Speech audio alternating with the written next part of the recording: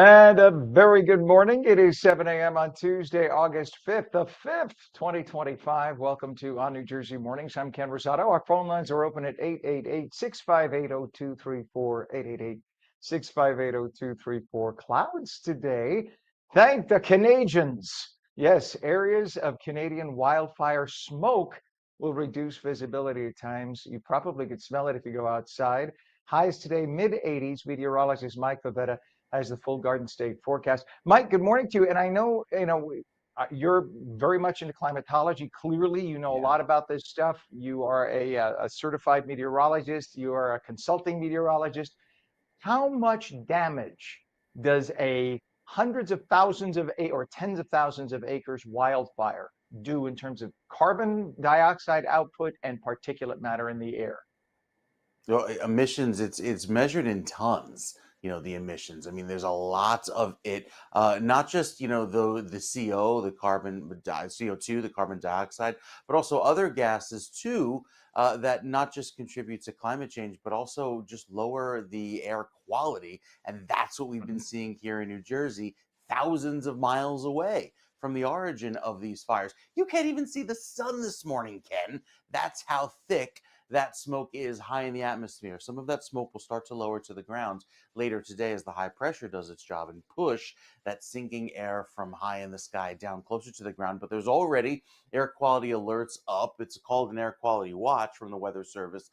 All the counties shaded there in orange. And with some of these air quality numbers that are, when they're above 100, it's bad. When they're close to 150, it's really bad. 131 is the number over in Morristown, 108 in Flemington, and down the shore a little bit better because there's a light breeze coming off of the water. But not doing great today in terms of air quality, especially if you're sensitive, have respiratory issues. Plenty of that particulate matter in the air today. Temperatures right now cool, but noticeably warmer than yesterday. Yesterday had almost a fall feel to the day. We're running about 5 to 7 degrees warmer from Long Branch and Toms River, even over toward Ship Bottom and LBI, 4 degrees warmer than this time yesterday. And there's a little bit more mugginess to the air as temperatures are climbing through the 60s. So some clouds started to move their way in, but it's the smoke that really makes it look kind of dingy outside with that shade of gray, even though the sun is trying to poke through. Very orange and vibrant as it reflects. Even the sunset last night was very spectacular with those bright, vivid hues of orange. Going into this evening, a light breeze out of the east and southeast keeps that air quality poor. We don't really see a change in that until we get to later on in the week into the weekend, as the air quality remains quite poor, even though that wind blows from the east. So, with the future cast today, seeing temperatures rise into the upper 80s and low 90s, cloud cover thickens up throughout the afternoon, but I think we're dry today. It's tomorrow morning. A few light showers work in through southern New Jersey, giving way to some more clouds through the afternoon, and highs only climb into the 80s. So it's a little bit of a cooler trend day by day this week, with temperatures starting off in the 60s, only going into the 70s and low 80s by Thursday as the sun eventually returns throughout the course of Thursday into Friday. And with that, I think we'll see temperatures ultimately hold in the 60s and 70s for Friday to start off a cool beginning to the weekend, but eventually with more clear sky and more sunshine each day, we'll work our way back into the 80s come Friday, leading to a gorgeous weekend. So the next few days, seeing again poor air quality today, clouds on the way tomorrow, and temperatures holding in the low 80s, which is quite average going into Thursday and Friday. We'll see if we can get some clear air in here. We've got the high resolution smoke forecast to show you where the most dense part or the densest part of those particulates will be across New Jersey. That's coming up with your next weather update, Ken, in a few minutes. All right, thank you very much, Mike. And yeah, you could. I talked to a bunch of people. I'm in South Florida right now. We'll show you the beach cam in a minute. But where I am here, you can even see haze in the air. Is it possible? And it's a lot. Is it possible it could have made its way all the way down the eastern seaboard at this Oh point, or yeah, is it? it's across most of the country. It's thickest right now, north of say the Great Lakes, upstate New York, and into Canada, and of course here in northern New Jersey. But in Florida, yeah, there is certainly smoke detected from the satellite sensors. I'll show you that map as well in just a bit. I appreciate it. Yeah, because usually at this hour, the sunrise, et cetera, is just severe clear blue where I am, Hmm. and it is not. It's looking Yeah. gray, and it's looking hazy gray. I could see 30 miles out to sea where I am at my elevation right now, 25 miles roughly. And it looks like there's smoke in the air. So Sure. that's Even just when you're mistletoe. driving, right, when you're driving on Route 80 in northern New Jersey over towards Hackensack, in that area, you can usually look right if you're going into the city and you can see 7 miles away the skyline of Midtown. Couldn't even see it yesterday, just 7 miles away. That's a lot of smoke. So if you have lung issues, you should definitely consider a mask at least, or stay indoors and just stay out of it today, right? Because this could be not Yeah. good if you are breathing issues. All right, Mike, we'll be checking back with you. Thank you for that through the morning, of course. It is 62 degrees right now in Trenton, so not bad temperature-wise. It's very comfortable when you walk out, but again, don't let the what appears to be comfortable, nice, fresh morning. No, it's not, especially if you have any breathing issues. In terms of traffic, there's very little traffic throughout our region, throughout New Jersey today. We're toll delays at the Lincoln Tunnel, Center Tunnel, eastbound from the New Jersey side of the toll plaza in Weehawken. All lanes are open. It's saying travel time 20 minutes from the turnpike to exit 16E, rather, to the New York side of the Lincoln Tunnel. We took a look at all the cameras, and everything is just flowing. So maybe that's been cleared up already. That's very possible, but that's what it's telling us. And the only thing to tell you about here is the GWB approach, the upper and lower roadways, 8095. Of course, the camera is out. Pam, our director, is telling us as we want to tell you about that. And they're telling us it's a 20-minute travel time in. If you are going on the lower level, it's 25 minutes on the upper level. That's all we have in terms of traffic, and that's a good thing. 7:08 right now. A shocking double homicide in Hunterdon County has left the community in mourning. On Saturday, Franklin police found 33-year-old veterinarian Lauren Semanchik and 29-year-old volunteer firefighter Tyler Webb shot dead in a Pittstown home. Reports suggest a state trooper, Ricardo Santos, the ex-boyfriend of Semanchik, is a likely suspect. That's according to authorities, and was found dead of an apparent suicide in Piscataway. 7:08, a Hudson County jury has found Jersey City police officer Paige Rivera guilty of official misconduct. The 35-year-old was convicted for failing to perform her duties and unauthorized acts, including harboring fugitive Frederick Womack during a shooting investigation from September of 2022 to February of 2023. Rivera faces mandatory minimum sentences of 5 years for 2 second-degree charges and 2 years for a third-degree charge. Rivera is in custody awaiting sentencing, and that comes on October 10th. 7:09 right now, an arrest has been made in the tragic killing of Kendall Rosenborough, who is the son of Atlantic City Councilwoman Latoya Dunston. The 28-year-old was found dead from a gunshot wound outside the Martinique Motel on July 29th. Sheldon Ward, also known as Lamar Johnson, who is 26, was arrested by the U.S. Marshals Task Force and faces charges including murder and conspiracy. Ward is held at the Atlantic County Justice Facility. A shocking act of violence unfolded at Baladna Bakery in Patterson last week. Authorities say a man stabbed and slashed bakery owners Abed and Mohammed Assad over a sandwich mix-up that occurred, get this, 4 years ago. 4 years ago. And the guy is still harboring anger, apparently.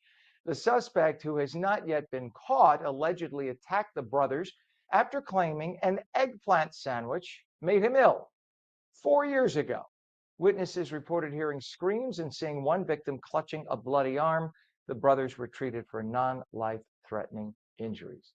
Stop the anger. That's just ridiculous, if that's the case. And police still have to confirm that. It is 7:10 right now. A tragic incident has led to the temporary closure of Hunter's Farm Market in Cinnaminson, Burlington County. Police report 77-year-old John Hunter died Sunday morning in a machinery accident at the beloved family-owned farm.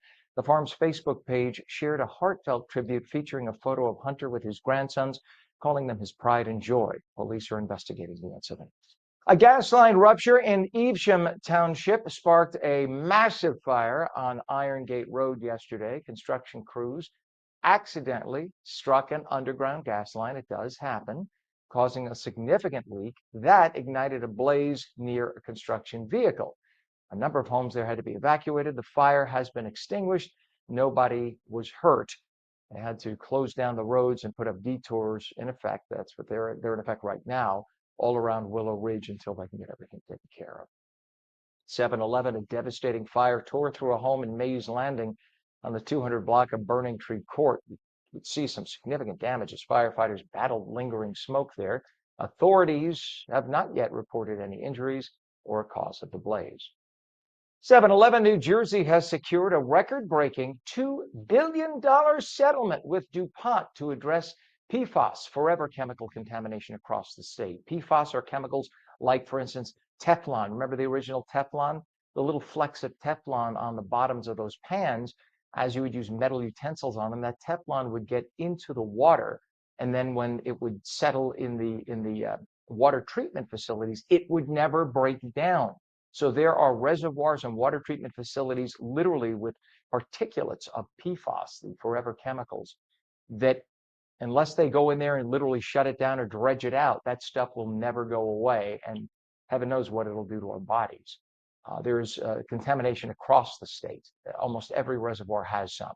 The funds will clean up sites in Pompton Lakes, Wanacue, Sayreville, Greenwich Township, Pennsville, and Carneys Point, with $875 million dedicated to restoring land, water, and drinking water treatment. The agreement resolves a 2019 lawsuit and 3 others, ending a month-long federal trial.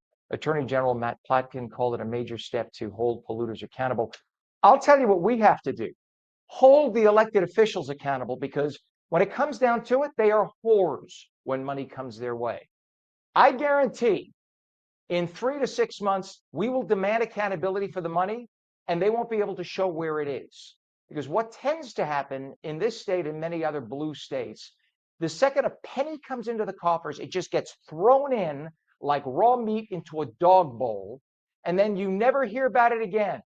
This money is supposed to be allocated. It's supposed to go for a specific reason, which is a valid reason. But I'm telling you that liberal lawmakers in this state have become whores when it comes to money. And when this money comes in and it's supposed to be designated for certain causes, it tends to be spent on everything else. And then they say we're in the red for the things we need to spend. And then they want to raise taxes and do other things like cut programs like your kids' football, et cetera, at your school, so that they could pay for things they should have been paying for with the money that was allocated in this lawsuit. By the way, this all follows a $450 million settlement with the company 3M in May. New measles cases have popped up in Wisconsin, Wyoming, and New Jersey. Guess what? Many, if not most, in areas where there are populations of illegal migrants. I scratch my head, figure out how that happened. Wisconsin reported 9 cases linked to out-of-state travel. Of course, the travel was actually, in these cases, out of the country. Wyoming confirmed 4 additional cases, and public exposure risks at a Walmart on June 29th account for that. New Jersey's 6th case this year, Passaic County may have exposed people at Chilton Medical Center July 31st and August 1st. All right, let's just figure something out. Passaic County has about 535,000 people living there. Okay. They have anywhere, in 2019, the number of known illegal migrants in Passaic County was 40,000. That was in 2019, before the Biden administration came in and opened the border. Right now, there's anywhere between 75 and 100,000 that we know of, illegal migrants in Passaic County. So 20% of the population of Passaic County is illegal migrants. That does not mean they definitely caused anything. They could all be the least infected of anybody. But here's the problem. The Biden administration opened the floodgates and let them in without demanding medical records. Nobody was told, oh, we need a vaccine record. But if your kid wants to go to kindergarten in town, you better have every vaccine demonstrated, or else they can't go. But all these people walked in right across our border with no medical records. Oh, but Ken, they were refugees, refugios. Really? Really? So they were all reading a piece of paper, I am a refugee, because all the different GMOs told them, this is what you say. The NGOs told them, this is what you say, and the United States, because of the idiots that they are, have to let you in, have to give you food, shelter, put your kids in a good school, give them multilingual education at 3 squares a day, and all the people can scream, and there's nothing that can be done. You will be entitled to this. Well, that has led to this massive increase in measles cases. Hope you're proud. Thank you, people of the left, the people of science in the Democrat Party. The CDC is now reporting nearly 1,400 cases of measles in 2025. That is the highest since the year 2000. And you know what the liberals are trying to do? They're trying to blame it on Trump, trying to eliminate DEI programs, and that caused it. No, you asses. It takes more than literally weeks to cause an outbreak like this. you can trace back to last year when the measles cases started to spike, and they were all in areas where there were concentrations of illegal migrants, except for one case in Texas where you had a religious group that will not take vaccines. Other than that, it all happened in areas of illegal migrants. So shut up with your DEI bullshit. 716, a zoo in Denmark is asking pet owners to donate their animal companions. Listen, you heard me right. A zoo in Denmark is asking people who have pet guinea pigs, rabbits, chickens, dogs, small horses, if the animal is reaching its natural endpoint or may have some illness or something, they're saying donate your animals so they could feed the animals to their lions and tigers. You heard right. I guess they think of pets differently in Europe, or especially in this zoo in Denmark. But this is literally what they ask in a Facebook post. They say it's just natural. It's a circle of life. The animals would be, quote, gently euthanized by trained employees and then used as food for zoo's petters. I don't know about you, but you want Fido being eaten by a tiger? Whether Fido died naturally or not, I don't think it's a dignified way for your pet to go. They're saying it's good because nothing goes to waste. I guess in Denmark, they do things a little differently. 717, we have a temperature 64 degrees. When we come back, New Jersey politics like no one else can talk about it. New Jersey Globe editor David Wildstein will have the inside edge. Clouds today, areas of Canadian wildfire smoke, reducing visibility, highs mid-80s, the full Garden State forecast when we return. You're watching ONNJ Morning, stream daily at Roku, Fire TV, News on Samsung TV Plus, Apple TV, Facebook, and X. Now stream live on Rumble and Twitch. And just go to twitch.tv/OnNJ. We're also on Substack, by the way. We're coming right back.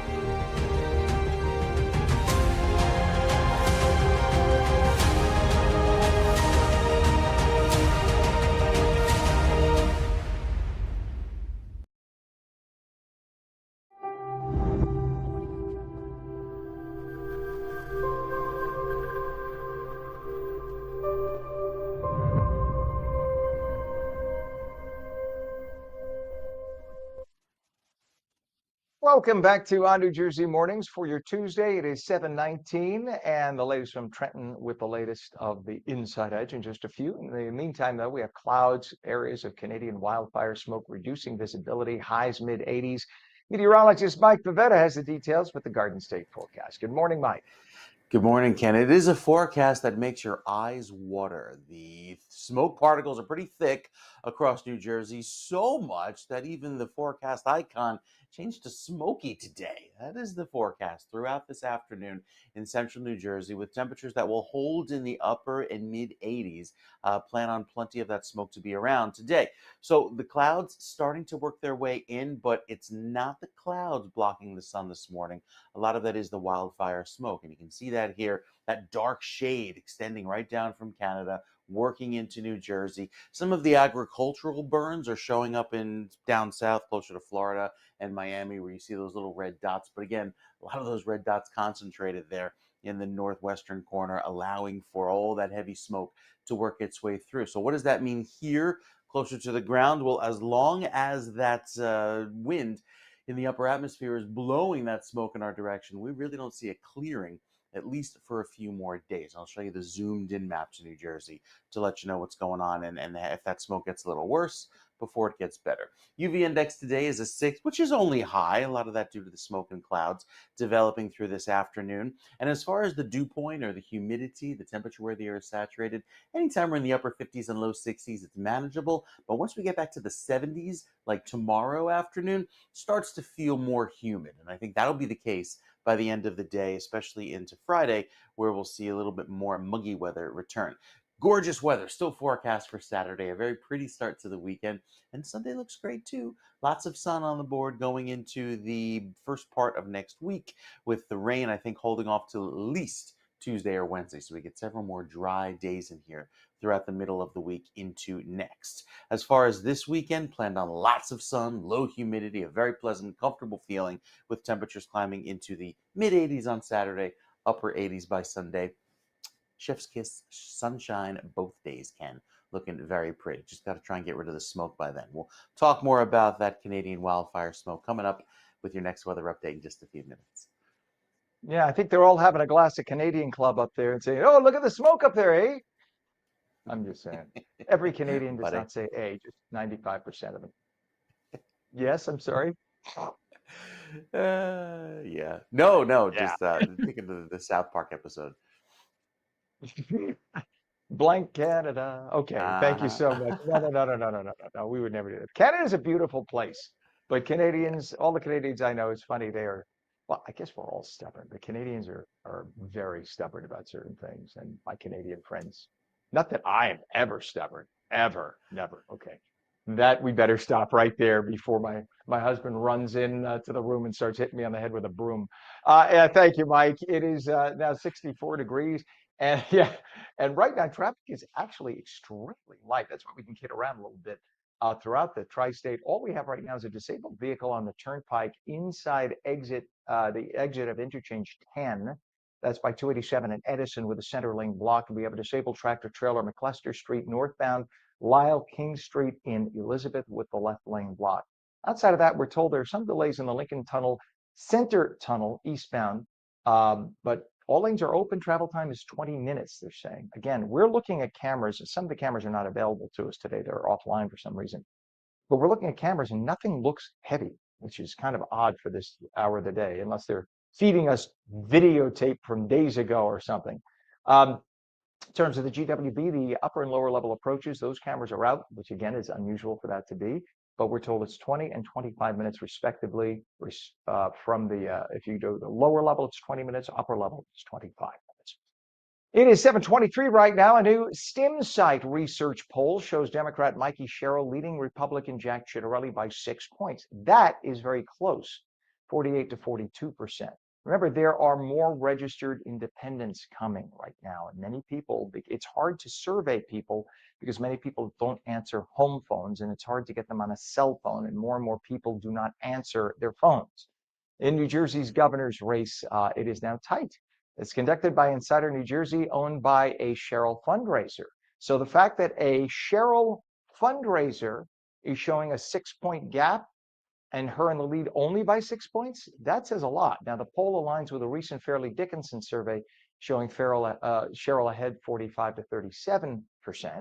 Over half of all voters say the GOP is too focused on Donald Trump, with 86% believing Sherrill would stand up to him. I don't know what the hell she's going to do all alone as a governor who relies on the federal government.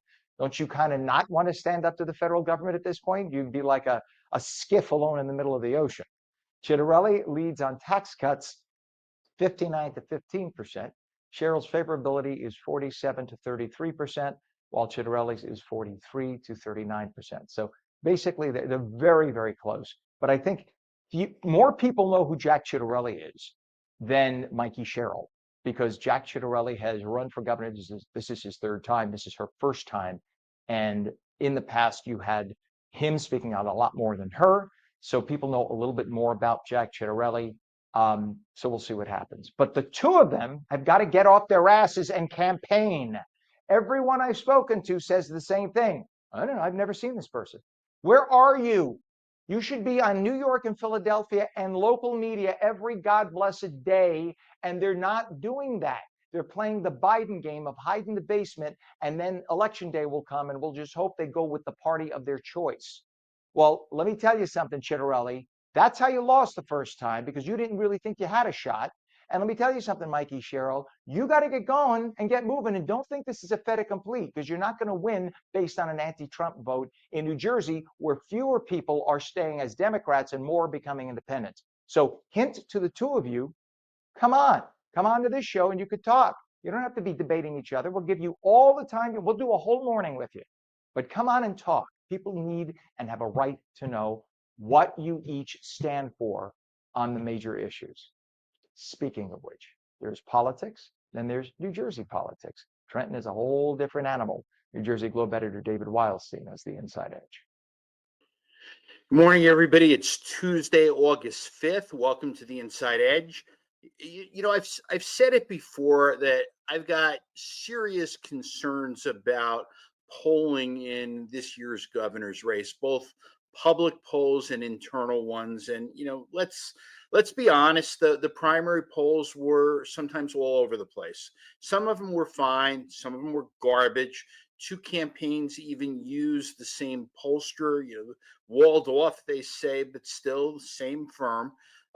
Most polls failed to catch the scale of a turnout generated by $130 million in spending. They missed the surge of women voters, 63% of the Democratic primary electorate.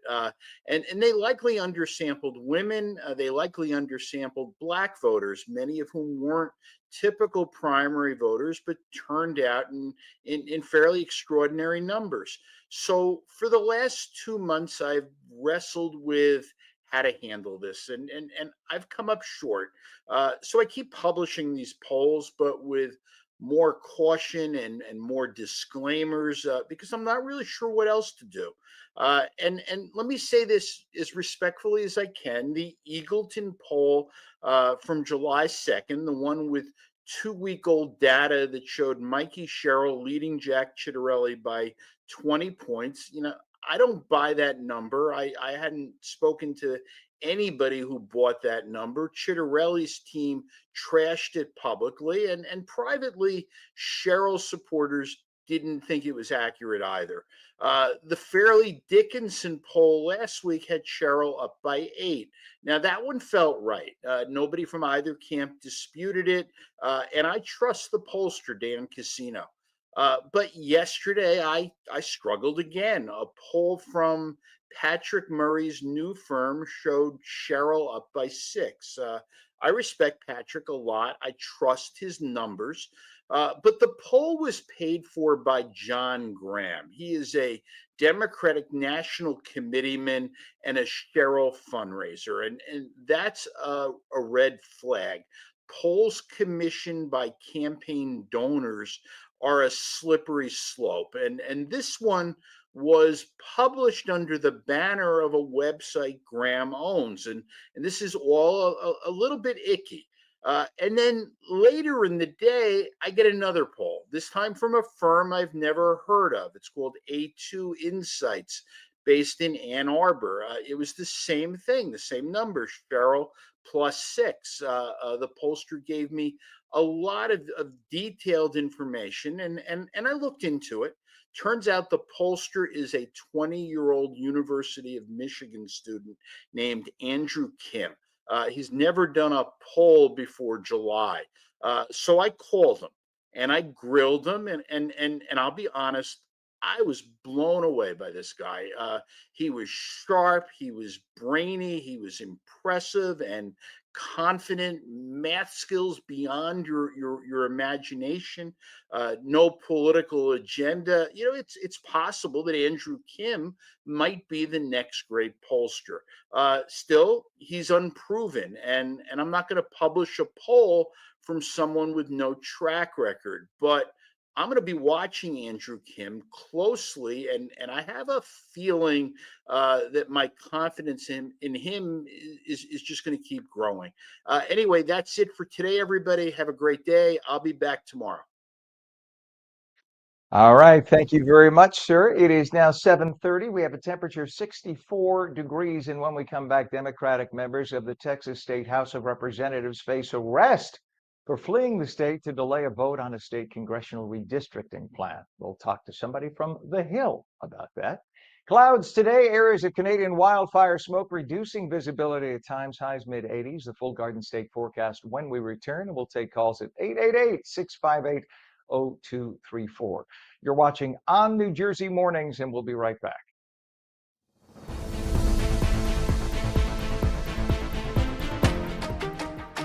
Hi, I'm Jeanette Hoffman, host of Energy Matters. Join me every night at 6 p.m. where we're discussing energy affordability, challenges, and solutions with stakeholders and elected officials. Join me weekdays at 6 p.m. on Energy Matters on ONNJ.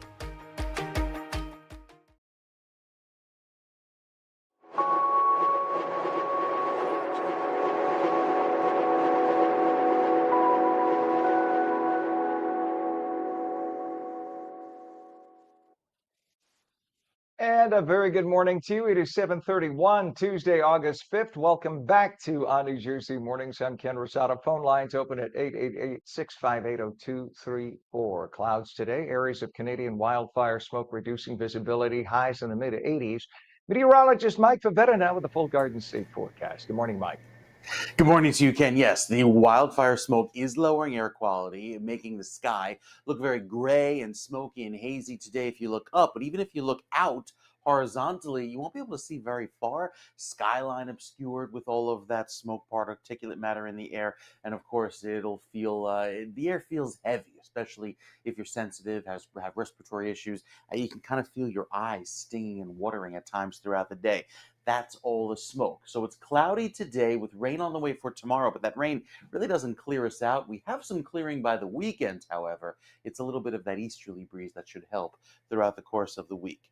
So you see a lot of these clouds that are coming in this morning, working their way in from the south and west in advance of that light rain for tomorrow, with cloudy skies on the way for this afternoon. In southern New Jersey, we're already there. 82 in Atlantic City, 82 this afternoon in Ocean City. And there's the air quality, the forecast up to 131 over in Morristown, which is unhealthy for those sensitive groups, those people who have respiratory issues. And even down the shore, still just moderate. So not looking great today as the worst of that smoke works its way across northern New Jersey throughout this afternoon. So it gets a little bit worse before it gets better. You see that shade there working through northern New Jersey, pivoting in as that northeasterly wind starts to blow and then blow in from the south and east. The other view showing this is the vertical smoke, and you can see a lot of the heaviest of the smoke there in northern New Jersey with a little bit of clearing down south. But again, it's working its way in from the Atlantic and takes over today. Say,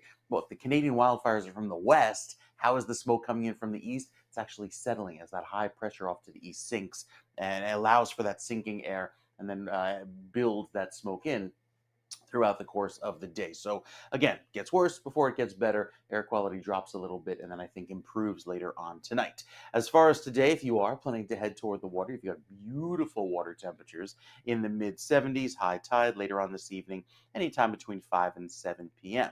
As far as the beaches today, plan on more clouds into the afternoon with the water temperature again in the mid 70s. And due to that wind, all the New Jersey beaches have a moderate risk of rip currents. It's also due to the tropical storm a couple hundred miles offshore as Dexter still sitting and spinning just offshore, allowing for those big waves to work their way across the New Jersey beaches. Into this afternoon, little sprinkle later on down south, maybe some light sprinkles across northern New Jersey. But again, most everyone stays dry today. Better chance of light rain happening tomorrow as clouds return through the course of the afternoon. And that light easterly breeze also promoting more of the clouds into the end of the day on Wednesday, keeping us a little bit cooler as highs only climb into the low 80s. I think Thursday warms up a little bit, and then as we head into tomorrow, there's Dexter, by the way, spinning just off screen. That will allow for a little bit more of the wave energy to work its way back across the New Jersey beaches, again promoting potentially a higher risk of rip currents.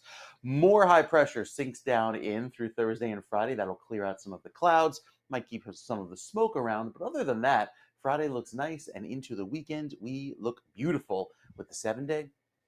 Very pleasant. High temperatures climb into the low 80s throughout tomorrow, Thursday, and Friday, clearing by the end of the weekend. Gorgeous weather on the way for Saturday and Sunday, but it warms up. We could be looking at our next heat wave as soon as Monday of next week, with high temperatures climbing up to around 90. A little bit cooler at the coast with that breeze off of the water the next few days, but at least it's dry, stays sunny into the weekend. Saturday and Sunday looking great. A really pretty beach weekend ahead, Ken, with lots of clear weather around. Just the humidity starts to creep back in by the end of the 7-day. All right. And Mike, we brought a beach cam here. Pam's going to bring it up to show you. This is, as you look out, it's going to be hard for you all to tell. That looks beautiful, yes, but there is actually, that's a little funky haze in the distance that I know what it looks like at this hour normally, and that is just It's a little funky haze happening in the distance. So we might, as you mentioned, we don't have the particulate matter that you have in the Florida area here, but clearly there's something in the air here, and that's, as you were mentioning, that might be it. So there you go. All right, sir. Amazing. So just be careful if you are, right, if you have breathing issues, make sure you Yeah. either stay indoors or make sure you wear it. That's why you know what, if there's anything good that came out of the pandemic, it's the knowledge of the use of masks and the N95 mask. This is perfect if you have breathing issues in this case. Yeah. All right, Mike. Thank you very much. So we will check back definitely with you on that. 7:36 right now. The temperature is 64 degrees. We do have one issue to talk about. This is in Newark. As you get on I-80, I-80 at Route 21 is pretty heavy. So we'll bring that up. We'll show you what we're talking about. This is, believe it or not, this is going out of Newark, but it's coming from the, I said 80, excuse me, it's 280. Thank you, Pam. This is I-280 going out of Newark.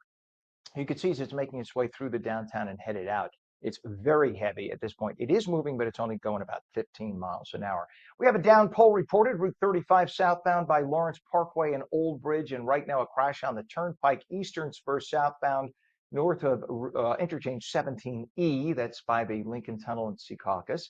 And we also have a disabled tractor trailer, McLester Street, northbound by Lyle King Street in Elizabeth with the left lane blocked. The approaches to the Hudson River right now, it's 10 minutes at the Holland, it's 20 minutes at the Lincoln, and 20 and 25 minutes respectively, lower and upper levels in the GWB approaches.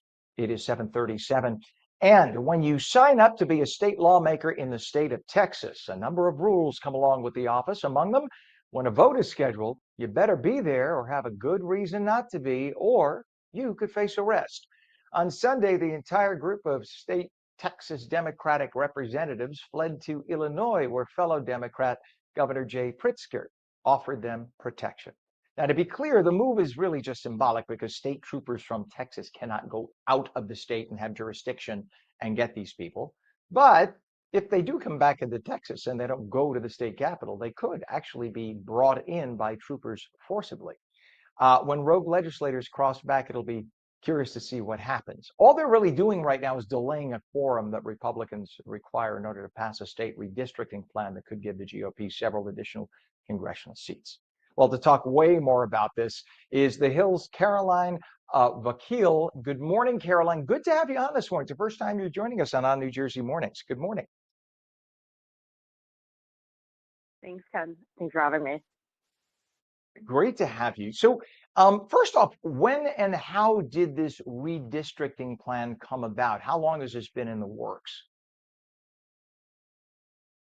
So this has been in the works for weeks. I mean, there has been pressure from President Trump, ahead of the midterms for Republicans to have pickup opportunities. And Texas is seen as one of those states where Republicans can basically pick up more House seats to offset potential losses ahead of next year. The president's party typically faces headwinds in midterm environments, and so Republicans are bracing for what will be a difficult midterm environment next year.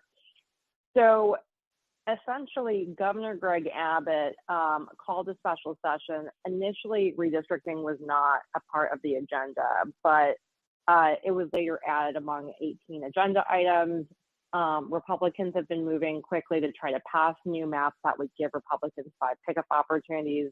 There was a Texas House panel that did advance the maps, and it was supposed to be teed up for a full House floor vote this week. But because Democrats are not in the state, of course, that means that those efforts are stalled right now. Yeah, and just looking at this, let's call it what it is. I mean, this is the Republicans playing the game, all right? But many on the right, though, are saying that the left has been playing this exact game elsewhere. That doesn't mean, it doesn't make it right. But the left has been playing it in blue states for decades. I mean, I'm originally from New York. I now live in New Jersey. And you look at the shape of the gerrymandered districts in the solid blue states, and then you look at a state like California, where 40% of the population is Republican, but only 17% of the Congress members from the state of California are Republican. And that's how that happens, right? If you wiggle around a district through 19 counties just to make sure that you'll have a Democrat elected instead of Republican. In this case, Texas is basically doing the same thing. But again, it doesn't make it right. The news, though, out of DC is now you have a number of Republican and Democrat Congress members saying we're going to pass a federal law just stopping this. It's just ridiculous. Do you think that that will have any legs? I mean, the last time that lawmakers in DC tried to do this, it did not pass. And so, I mean, certainly what's going on nationally is going to have a little bit more momentum for sure. But right now, the question remains of whether or not it's going to have the full steam ahead to pass, especially because Republicans have an edge in the House right now and in the Senate. And there's a Republican president who is pushing for mid-cycle redistricting right now in Texas, also in states like Missouri, Indiana, to offset potential Democratic gains. So it remains to be seen if we'll see it actually have pick up steam. You know, it's interesting because some of the states where it's been threatened, like California, they have programs or laws in place that they can't just pick up and redistrict, right? There have to be independent committees. It takes months or years. It has to be voted on by a third party. There are all these different rules. So it's many of the threats from both sides. Many of the threats coming out might just be that hollow threats because it's not quite as easy as, well, we'll just do our own redistricting plan, damn it, and we'll beat you. So it really is going to be interesting to see. The question is, how long can the Democrats stay in Illinois? Eventually, they got to come home, right? Yes. I mean, the short answer is yes. They are trying to run out the clock of the first special session, which these special sessions last 30 days. So they're trying to run out the clock. When Greg Abbott calls a second session, it's not going to be clear what happens next.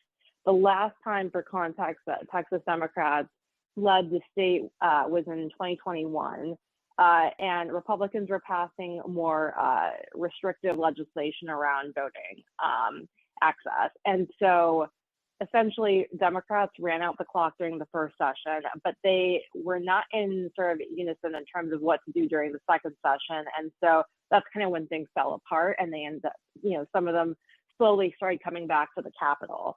That's going to be the question going forward this time, is what is the end game? But I think one thing that's kind of important here is that there are 18 agenda items for lawmakers to be going through during the special session. One of them is sort of the response to the floods that killed over 100 people in Texas. Lawmakers are going to be pressed to want to pass some of these agenda items, and it's not going to be good if Democrats are continually out of the state. In addition to that, if these maps are going to be inevitably passed, lawmakers are going to be figuring out and wondering what district they're going to be running in. And those lines need to be finalized.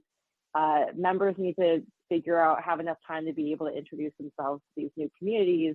And they don't want to have these primary dates being pushed back potentially.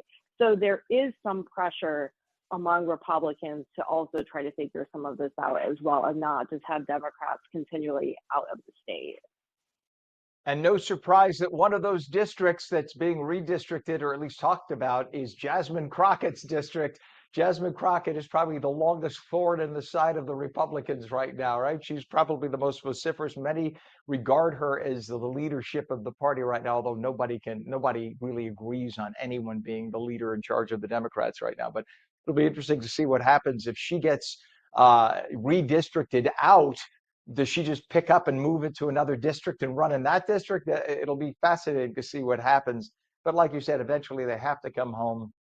This can't continue forever. Caroline Vakil, would you please come back again if you can, if your schedule permits, as this continues? We would love to talk more to you about this because it is a fascinating watch, and we want to see if anyone actually does get arrested. That'll even be more interesting. Absolutely. Would love to come back. All right, you're wonderful. Thank you so much, Carolyn Vakil of The Hill, which is, by the way, if you haven't checked it out, go to The Hill online. It's one of my favorite publications. I've been reading you guys for years. You rock. Thank you so much for joining us this morning. Thank you for having me. Have a good one. You too, Caroline. 7:45 right now. When we come back, Shrek the Musical at Bergen Pack. We're going to talk with the facility's executive director about what it takes to put together this very special production. Clouds today, areas of Canadian wildfire smoke reducing visibility at times, highs mid-80s. The full Garden State forecast in just a minute. You're watching on New Jersey Mornings. We'll be back in 30.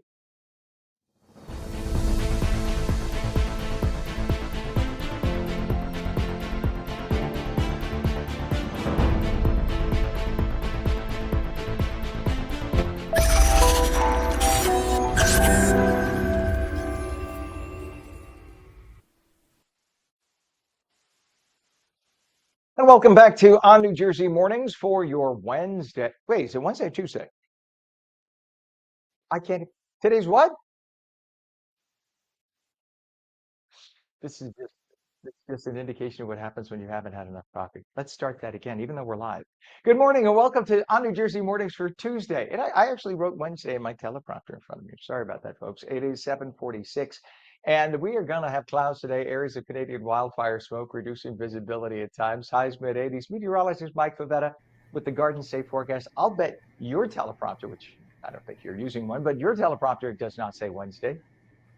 I don't know what day it is either. I mean, I've had the 2 cups of coffee, and still I'm thinking to myself, I think it's Tuesday, right? I think so. Yeah. It's going to be a long week if we think it's Wednesday and it's only Tuesday, but here we are. And we're starting off with a little bit more cloud cover today. A limited sunshine, thanks to, of course, all of that smoke in the atmosphere. A very smoky scene across northern New Jersey, with the smoky scene there towards Sussex and Newton, even over in Hackensack and Newark. Temperatures will hold in the upper 80s today with a little bit more humidity. Air quality, not looking great. It's already at 91 in Morristown. So when we approach 100, it's bad. When you go above 100, it's really bad. And we'll be in the 130s by this afternoon. 131 is the forecast. And it might even go higher, as it typically does. Keeping an eye down toward the tropics, switching gears, you can see out and toward the Atlantic, there might be some areas that will start to see some tropical development in the Atlantic basin. We are keeping an eye on Dexter, and even though it heads out to sea, it just throws back a lot of wave energy to New Jersey over the course of the week. So minimal tropical storm, but these are the wave heights and shown in feet here, and they could be up to about 5 feet, maybe a little bit higher throughout Thursday, before that whole system swings out to sea, and then we see our wave heights improve. Speaking of going into the weekend and next, it gets hot, bright red on this map for New Jersey and most of the Northeast. So most of the country probably dealing with pretty sweltering heat next week, as we will be easily in the 90s for an extended period of time. Beginning Monday and lasting clear through next week, with the heat peaking by Wednesday, Thursday timeframe of next week, and then we see it cool down slightly shortly thereafter. The 7-day forecast, an average cool this week, with temperatures down in the upper 60s at night, warming up into the low 80s in the afternoon. Pleasant, I think, each and every day. And then by Saturday and Sunday, starts to get sticky and steamy into Monday, with that high approaching 90. In terms of the cloud cover down the shore, it's pretty gray through tomorrow, and then we start to see the breaks of sun on Thursday and Friday. Saturday and Sunday clearing beautifully, just in time for the heat to take over for next weekend. All right, sir. Thank you very much. Much appreciated. And we are starting to get a little bit of traffic building up in the area. In fact, we now have a report, Mike, of a crash on the New Jersey Turnpike Eastern Spur southbound north of interchange 17E, which takes you, that's what takes you to Route 3 and into the Lincoln Tunnel. We've been told that there are issues in the center tube of the Lincoln Tunnel right now with a disabled vehicle causing delays, just that many of the cameras have been down. But if we have this is by the Southern Mixing Bowl. Pam, you could bring that up. So that's what we have. So that's leading into the exit. That's about a mile before the exit we're referring to. So that's going to be a little bit of a delay, but that's about the worst of it this morning. We have a down pole, Route 35 southbound by Lawrence Parkway in Old Bridge Township. The right lane is closed, and the disabled tractor trailer on McClester Street northbound by Lyle King Street in Elizabeth with the left lane blocked. Your approaches to the Hudson River right now, it's 10 minutes at the Holland, 25 minutes now at the Lincoln Tunnel because of the delays we just talked about, 25 minutes upper and lower levels of the GWB. 7:50 right now, Bergen PAC's Performing Arts School is bringing The Swamp to the stage. Their summer production of Shrek the Musical features some of the region's most talented young performers, including the next generation of stars from right here in New Jersey. Joining us now is Alexander R. Diaz, Executive Director of Bergen PAC and Artistic Director for the show. And yes, a proud dad with both of his kids in the cast. Good morning. Good to have you on today, all of you. Good morning, Ken. Thanks for having us. You bet. So, question number one, how'd you pick Shrek the musical? I sometimes I get called Shrek at home. No, it's a great musical.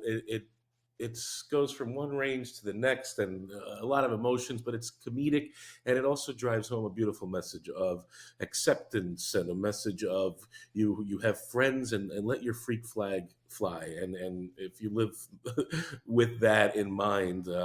You're going to have fun, and when you tie that into the arts and with young performers and college performers and high school performers, you get a really fun summer, and so that's why we did it. Yeah. And you have such a beautiful facility. Bergen Pack is gorgeous. I'm not sure if you know my friend Lori Stokes, whom I anchored the news with at Channel 7 for 15 years. Lori was a big supporter of Bergen Pack for years. She moved out of the area now, but she loved Bergen Pack. It's just a Oh, and we beautiful facility. love Lori. Lori, actually, when I started 15 years ago at Bergen Pack, and Saturday was my 15-year anniversary of being employed at Bergen Pack. I started as the director of education. Lori was on the board at that time and was a big, not only help but mentor almost onto like how we want to guide this program and these arts education programs. And we honored her last year, as a matter of fact, when we did our big gala with Diana Ross. So she's very, So very cool. special. Yeah. Yeah, and Lori is one of my best buddies. She is just a very special lady, very talented and just lovely. Very cool. And what is the age range, by the way, of the cast and the kind of training or rehearsal schedule that they have to take on? That's big when it's supposed to be summer break time, right? Yeah, thanks for asking because it is. We try to follow a rigorous like, Broadway rehearsal schedule, which is an 8 hour a day call, Monday through Friday. And we started in June 29th, and we rehearsed a total of 23 days to put the show together. And the age range was 8. My son, who's 8 years old, and his very first musical, to 25 years old. So it gives a great collaboration between all kind of levels and ages of talent for the program. So introduce your kids. Let us know their names. Talk to us. Will do. So go ahead. What's your name? My name's Alexander, And who are you? and I'm Hi, Delilah. Alexander. Hi, nice to meet you both. Delilah, good to see you. So let me ask them, you could all hear me, right? Yeah. Okay, so Delilah, what's it like? What's it like for you? And then Alexander, what's it like for you guys on this kind of schedule? It's really fun and long, but mostly fun. What does it feel like when you guys come? Oh, I'm sorry. Please go ahead. Go ahead. It is very long, I agree, but it is way more fun because one, my dad's the producer, and two, because it just makes stuff fun. Is dad tougher, you think, as a producer because he's your dad, or is he easier because he's your dad? Nope. They got away with a lot. Well, what does it feel like? What is it? I got to ask someone like this quiz question. What does it feel like for you guys on stage when you have an audience and they're cheering for you and laughing and applauding you? Nerve-sighted. Nerve-sighted. Oh, awesome. I love that. I love that you're experiencing this. It's fun. They had a blast, and it was their first experience on like a big musical theater piece. With the cast size was 58 cast members. We had over 100 auditions in person and via a video submission, and we narrowed it down to really the best of the best in Bergen County, Essex County, Passaic County, Hudson County. The program just draws from all over northern New Jersey. Notably, Rachel Zegler was one of our cast members back in 2016 and 2017 in Les Mis, and then she was my Maria first before Steven Spielberg made her Maria in West Side. I love it. So is Bergen Pack basically considered in the world of like Broadway? Is it considered off Broadway? Is that what they look at that as? Well, that's interesting. We do. There's criteria, right, to qualify it. There's unions, etc. But yeah, our house itself is a 1,300 seat house, 1,367. So it would actually fall under a Broadway house. However, because we're not in New York, and we don't have the other check marks on it. We're not obviously a Broadway show, but we do have, it's a union stage crew. Our ushers are front of house, so everybody. It's a full Bergen Pack. Like when you come see Diana Ross, that what you experience there as an audience member is the same experience you're getting on a technical side, production side for the summer musical. So for the kids and these young artists to be training in that environment, it's a big deal for them. Yeah, and I think that's so important because people who are in the New York, New Jersey area like this, they are used to a New York quality, right, of show. So you don't want them to come to a New Jersey show and say, "Oh, this is a New Jersey show." You want them to feel like they're on Broadway, and they even if whether the ticket price is comparable or not isn't the point. They want to feel like, I'm taking an evening, I'm investing an evening, I want to have a quality show. Talk about the summer program at Bergen Pack, and when you first came up with the concept, and how it's evolved over the years. How has this summer program grown during the time that you've been doing this? Thanks for asking, because it's a fun track down memory lane. I started as my career as a performer, and it was in these types of summer programs around the state of New Jersey, in conservatory programs and performance programs. And in Bergen County, I felt where I grew up, there was always kind of like this void of like, oh, where can I get my summer arts?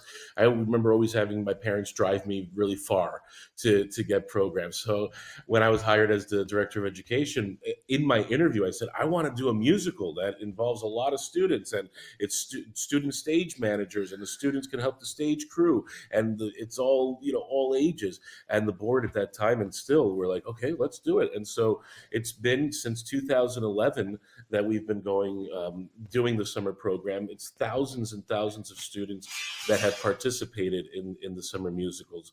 And then in addition to the musical, we have our summer camps that for students that aren't yet ready for taking on a really big schedule, but they're getting their training in the arts. And then throughout the whole year, through September through June, we do classes, after school curriculums in dance, theater, music. So the school is functional all year round, and then the summer really kicks off that school year. I love that. Do you two guys, what do you want to do when you grow up? You both want to be actors? Do you think this is what you want to do for a career? Yeah. That's so cool. You got the best trainer in the whole world there with you. That's great. Make sure you learn from Dad. Fantastic. I'm excited for you. This is wonderful. Tell everybody the show times, the website, and how can people get tickets and get more information? Yeah, so we just had the show this past weekend. We have shows coming up all over next for Bergen Pack. Kate Flannery's coming up with Jane Lynch. So that's going to be next Sunday. Just a lot of good stuff happening at Bergen Pack. Shrek just happened to sold out audiences, and the experience again for the audience and for the cast was just one of a lifetime. The words sold out audience are always smiley face words. We love to hear that. That's a good thing. You make New Jersey very proud. Thank you for doing what you do and for being that diamond that shines in northern New Jersey. It's wonderful that you bring quality theater to our region, and you do it so well. Thank you so much. Please come back again and let us know upcoming performances. And we want to know, as your kids evolve in the industry, we want to watch them grow and be big stars. So it's great to have you guys on. Thanks, Ken. Thanks for having us. Really appreciate it. Thank you. No, Thank you. oh, thank you guys so much. Really, it is it's exciting, and I can see, Alexander, I can see that this is going to be a big thing for the kids. So I can't wait. 10 years from now, we'll be on and we'll be talking about that. They'll try to squeeze me into their schedule. Same place, Have a same great time. day, Alex. You bet. You too. Take care. Thank you guys very much. It is Bye. 8 o'clock right now. And when we come back, New Jersey Democrats thinking that they know best for you. Are they imposing rules and regulations on Republicans and others, whether you want them to or not? Or are they just thinking for you? Well, this time they want to redefine what it is to be a freelancer. That could have a serious impact on many independent workers. Clouds today, areas of Canadian wildfire, smoke reducing visibility at times, highs mid 80s. The full Garden State forecast when we return. We're going to take your calls at 888-658-0234. You're watching on New Jersey Mornings. Back in 30 seconds.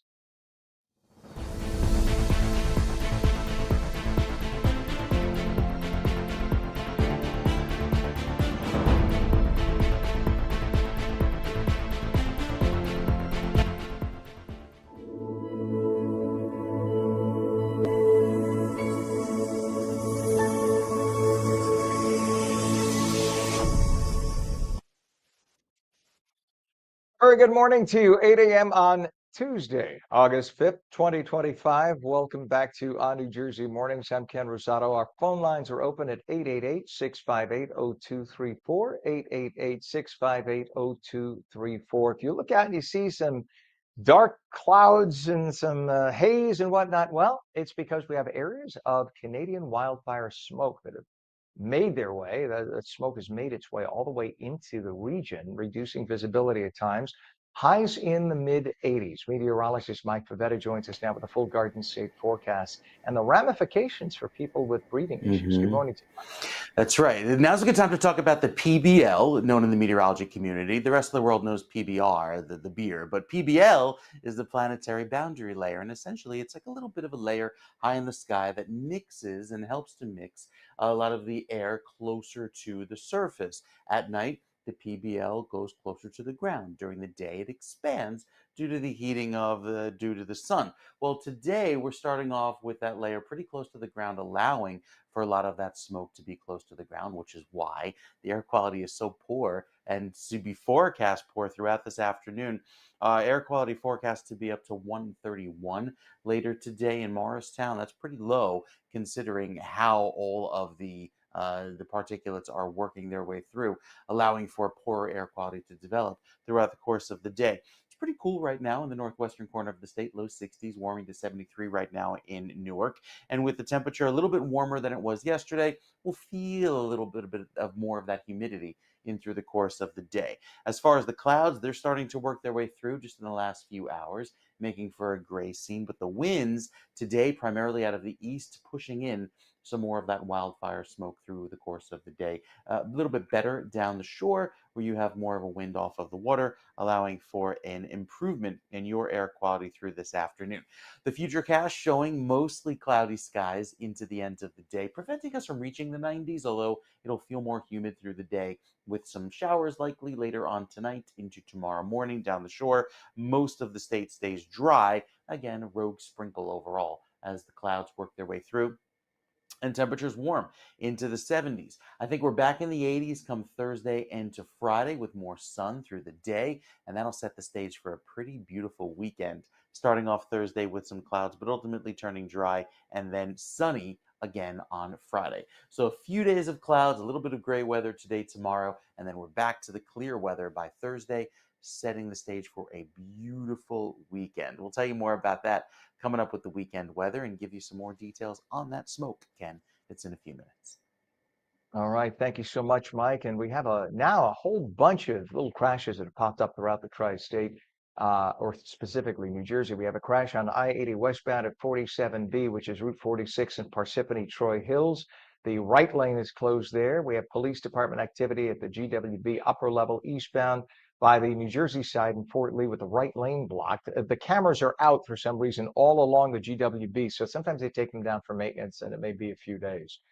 We have a crash on the Turnpike Eastern Spur southbound north of or interchange 17E, which is Route 3, the approach in Secaucus of the Lincoln Tunnel with the left lane blocked, and a down pole on Route 35 southbound, which is Lawrence Parkway and Old Bridge. The right lane is currently closed. We have a disabled tractor trailer, McLester Street northbound by Lyle King Street in Elizabeth with the left lane blocked.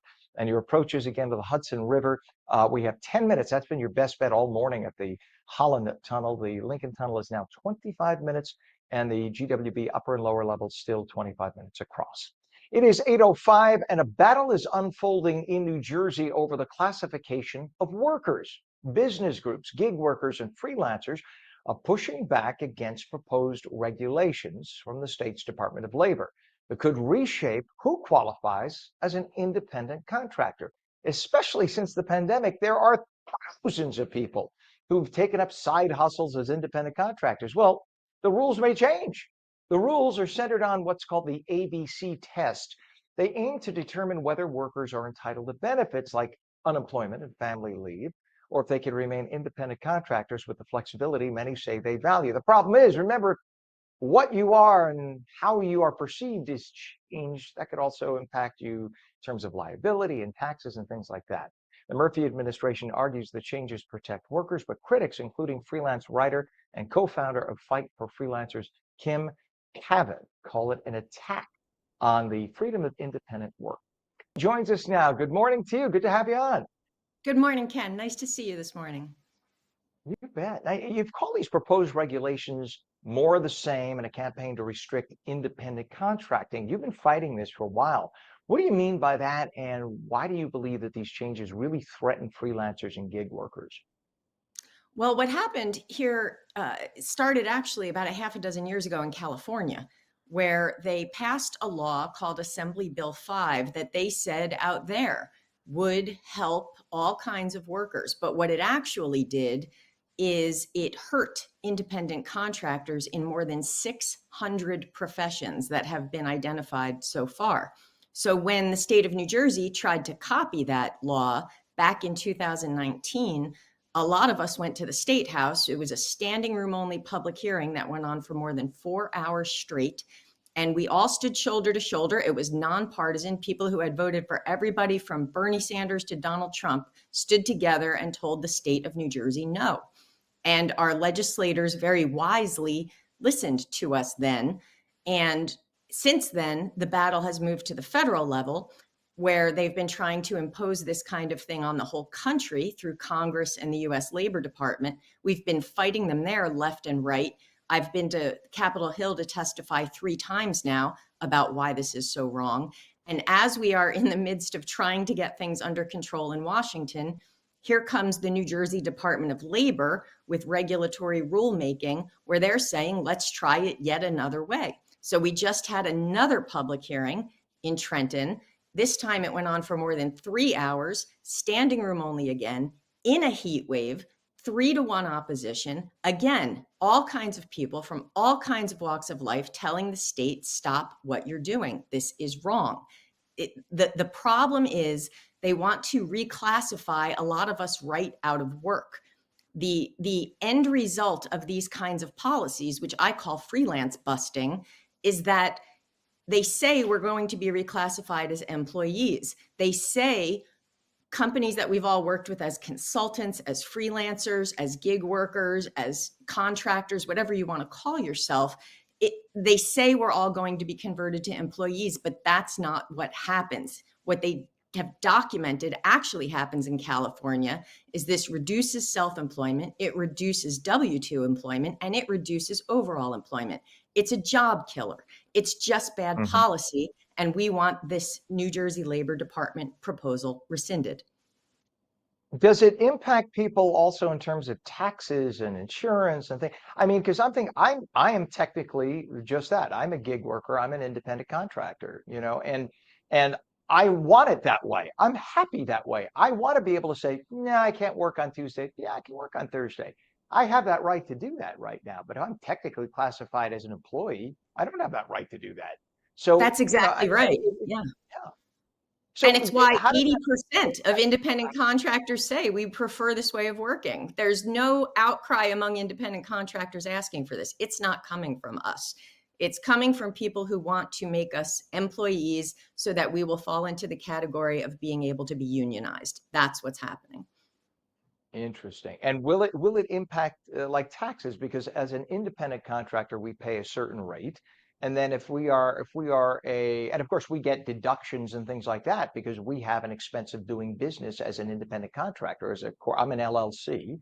So, but yet if you become an employee, now you're subject to whatever income tax you'd have to pay, right? So that's a whole different thing. And something tells me the lawmakers see dollar signs at the end of this. There is a lot of that. And I'll tell you, it's not just us that it impacts in the pocketbook. 77% of the truckers who move everything, all kinds of goods at the port of New York and New Jersey are owner-operator truckers. This is going to affect the supply chain. There was testimony at the public hearing that it will cripple the port of New York and New Jersey. They were talking about empty store shelves, prices going up. It's not just our pocketbooks, Ken, that's going to get hit. It's the entire region and the entire state if New Jersey's Labor Department does not rescind this rule proposal. Unreal. And for all the people, especially younger people who jump into Ubers and Lyfts like it's nothing, you know, I have friends who spend hundreds of dollars a week on Uber and Lyft. I don't understand where they're getting this money. But because they think they're saving money by not owning a car, they end up spending more money taking ride shares. But when it comes to rideshare drivers' vehicles, they would be considered, that would be considered what, a company's place of business, right? So that changes. So you just want to make a couple of extra bucks driving Uber or Lyft. All of a sudden you're an employee of a company and that is your business and you have to maintain it a certain way. And there are all these rules and regulations, right? There were a lot of people from those types of businesses that Uber, Lyft, all those types of companies that testified at the public hearing. This would make it impossible to maintain the way that operates right now. They were clear across the board. The testimony went on and on and on and on. And it wasn't just them. You had people like AAA testifying that this would impair roadside service because in the wintertime or even in the summertime, when cars break down, who do you think comes out and does that towing for AAA? They're not all employees. A lot of those folks are local little guys with a tow truck. Those are independent contractors. There was so much testimony about how this could hurt so many different kinds of professions. It was staggering, and it is unconscionable to me that the state is attempting this in the first place after all of the documentation of the problems in California. It is outrageous to me that given the public outcry, they're not rescinding this. And we've now had close to 20 legislators in Trenton, in the state house, senators and assembly members, Democrats and Republicans alike, coming out and sending letters and saying to the Department of Labor, whoa, whoa, whoa, this seems wrong. The outcry could not be clearer that this is a bad policy decision and it needs to be rescinded. And you helped defeat that 2019 bill, too, that would have altered New Jersey's so-called ABC test. So how does this proposal compare to the effort that was back in 2019? Is it basically the same thing all over again? It's all part and parcel of this campaign that's being waged all across the country against independent contractors. This is happening everywhere, including in the halls of Congress. I just last month was sitting across from Senator Bill Cassidy, Senator Bernie Sanders, testifying in the United States Senate. This has been going on. They moved from state to state, from federal agency to federal committee. It's the same group of individuals trying to just regulate all of us out of business. That's why freelance busting is so wrong. It cannot be allowed. This is about liberty and our pursuit of happiness and our ability to work in whatever way works best for us. That's why we're raising our voices so loudly, and we're asking people to raise their voices too. You know, there's a public comment period going on right now where you can raise your voice if you think this is wrong, and you can tell the state of New Jersey until tomorrow. Tomorrow's the deadline to file a public comment against this. You have to send an email to a guy named David Fish. His email address is david.fish@dol.nj.gov. I'll say it one more time, david.fish@dol.nj.gov. There's also a campaign that some other folks have put together with an easy to fill out form. It's at a URL called saveindependentwork.org/New Jersey, if that's easier for you to remember. Either way, you have until tomorrow to raise your voice and tell the state of New Jersey, no, this needs to be rescinded. This is horrible policy and it cannot be allowed. Well, it's just ridiculous. And it's typical lawmakers trying to do something that they were never asked to do. It's like they look for make busy work. Just stay the hell out of our lives. I'm a very libertarian kind of guy. I want to do my thing. If I want to I want to go in the front of my house and sell apples, get the hell out of my business. Just leave me alone, right? I'm not trying to poison people. I'm just tired of lawmakers who try to do stuff for the sake of doing stuff for the greater good. It's just BS. And there's always an ulterior motive, Kim, and it's usually money. This stinks of, oh, we'll be able to generate more revenue. And with more revenue, we could tell our voters, look what I brought you. That's what this is about. I don't care what anybody says. Maybe I'm a curmudgeon, but thank God for you, and thank God for you being on top of this. Because if not for you putting up a stop sign, these folks would just run ramshot all over us. Please come back. Let us know how things turned out. With this. We need to stay on top of it. We're with you, Kim Cavan, co-founder of Fight for Freelancers. Let us know how it turns out. Again, thank you for joining us this morning. Thank you, Ken. You bet. It is at 67 degrees right now in Trenton. When we come back, clouds, areas of Canadian wildfire smoke reducing visibility. Our meteorologist, Mike Favetta, will tell us the details with this day in the mid 80s and what it means for people who have breathing issues. The full Garden State forecast when we return. You're watching on New Jersey Mornings. Don't go away.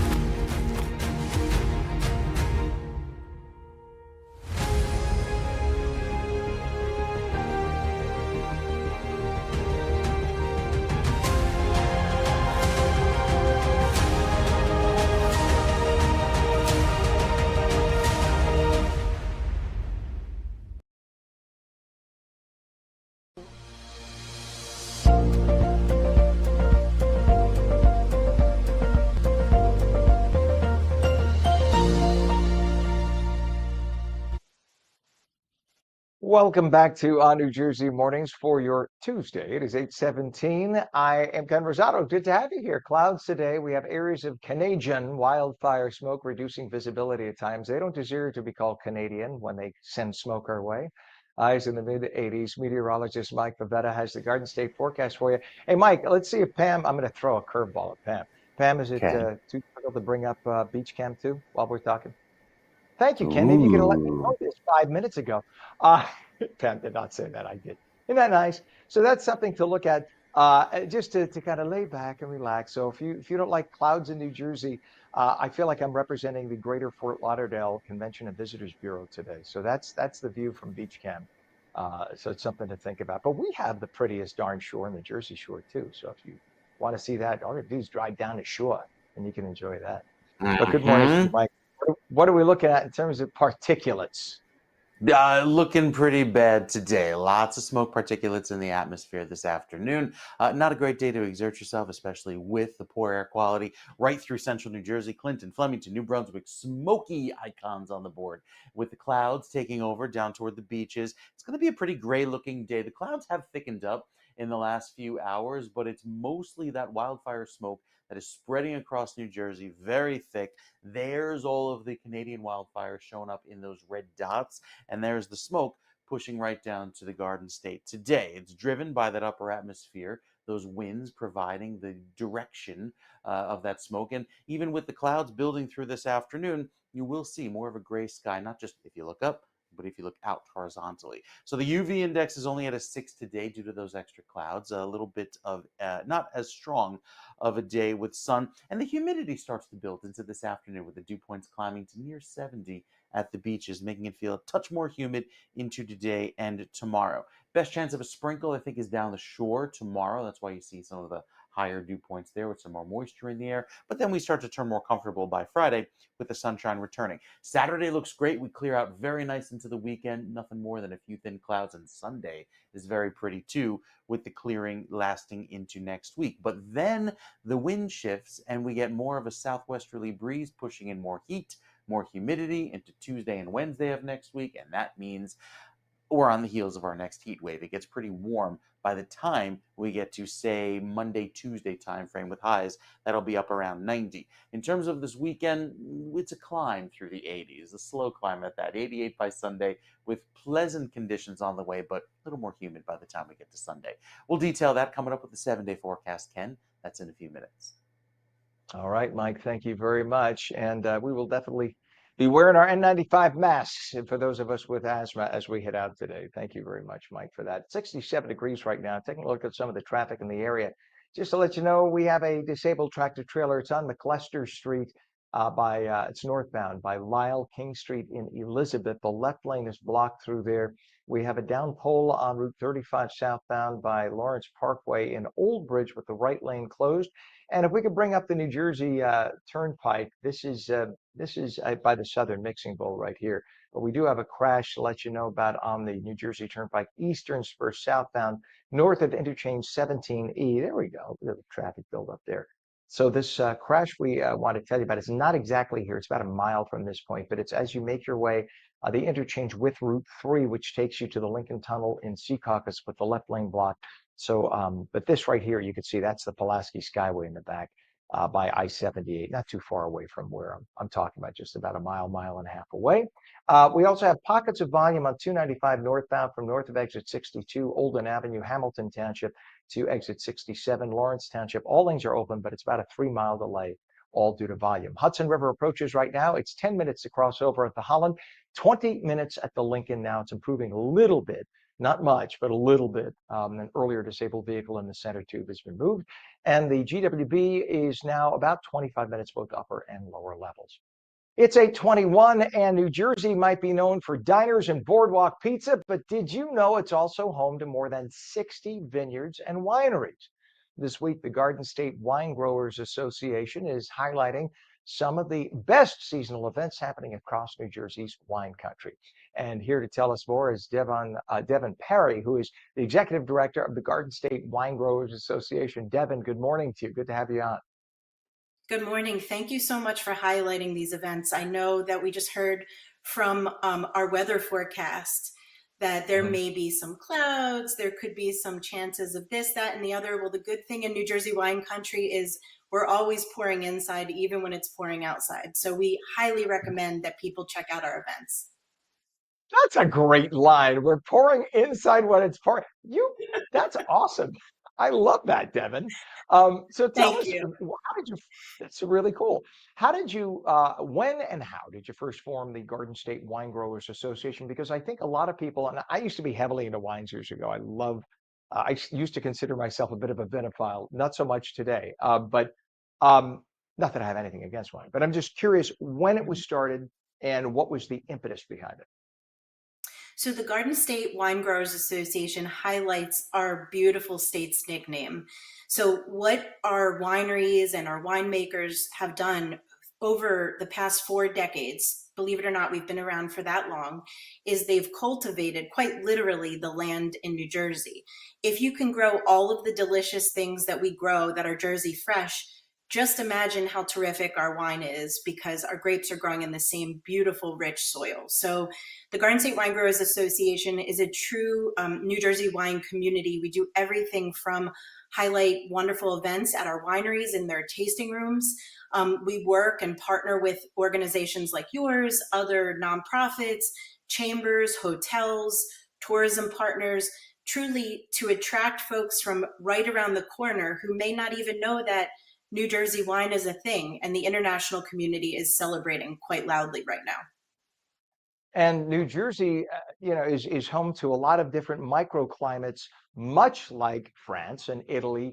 And that's really, as you mentioned, we have the soil, that's great, but it's also that certain grapes grow better in certain temperatures and humidities, right? So you might have a certain grape, like a red grape that might work in slightly cooler, not colder, but slightly cooler temperatures like you would have in Germany, say, or in parts of France.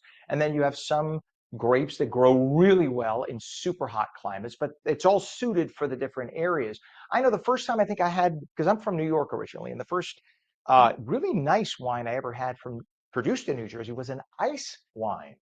And it was, for those who don't know, ice wine is a dessert wine.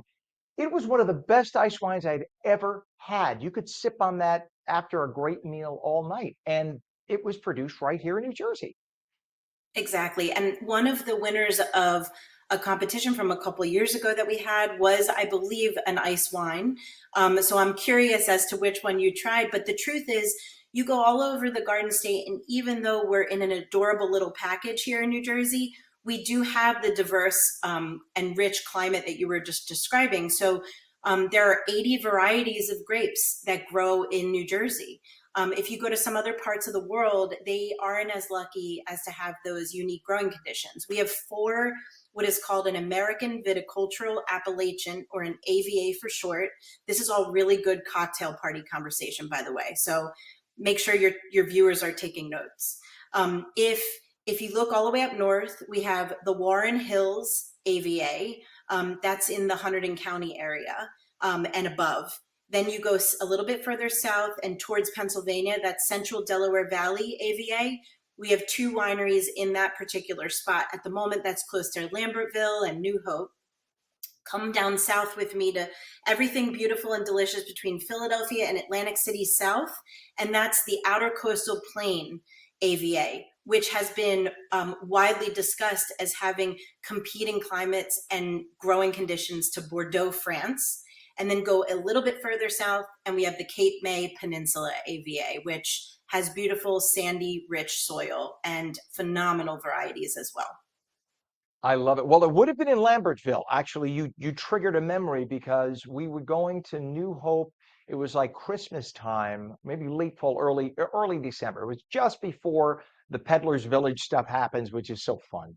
I love Yes, New I love Jersey, that. and well, that's technically Pennsylvania, but it's right at the border. Lambertville is such a great town. So we were in one of the restaurants in Lambertville, and they were featuring that ice wine, and that's where I tasted it, and Yes. we were just knocked off our feet. It was Well, so good. In fact, we bought some what's bottles to take home. beautiful, right, and given that you just brought this up, if I may, there are some BYOBs across the state that actually have a partnership and feature just a single New Jersey winery. So I'm curious as to your experience, because I know there's a Tomasello's tasting room in Lambertville below the Lambertville House, which is a beautiful boutique hotel. But you could go into BYOBs all over New Jersey, from Wanda BYOB in Haddonfield, which is featuring, I believe, White Horse Winery. So if you and I were to meet for dinner one night and we both forgot wine, which would never happen, and we went to one of those BYOBs, we'd be in luck. I love it. Talk about the event roundup for New Jersey wine country. What's that all about? So starting with Friday, August 1st, the Garden State Winegrowers has just launched a new spotlight on the events at our wineries. So we have events taking place all the way up north at Alba Vineyard. They have this every Friday through the end of October.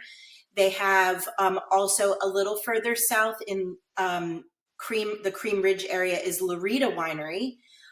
They have food truck festivals regularly.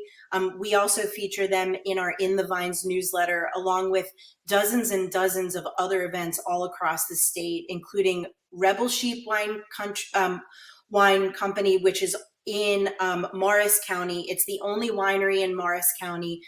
They have a sunflower festival on Sunday. Wine and chocolate pairings at Working Dog Winery. There's so many things happening. And then you go right into the week and you've got winery events all week long. So with help from people like you, we're able to tell folks in New Jersey what's going on. They can escape close to home and enjoy a variety of events, from comedy to food trucks to just very simple wine pairing and educational sessions. So it's also family friendly. It's not just wine tasting. There are things for kids if you want to bring the kids along too. So that's kind of cool, right? You got other stuff. Exactly. Yep. And we have some of our wineries welcome kids. Some of our wineries are 21 and over. So if you want to have a little, grown-ups night out, you can kind of take a look at those wineries. They might be more your cup of tea. Some wineries allow pets. So we highly recommend checking directly with the winery before you book your trip. Nothing like a drunk Pomeranian to get your day going. Let me tell you, Kevin. Hey, you said it. I don't encourage that, for the record.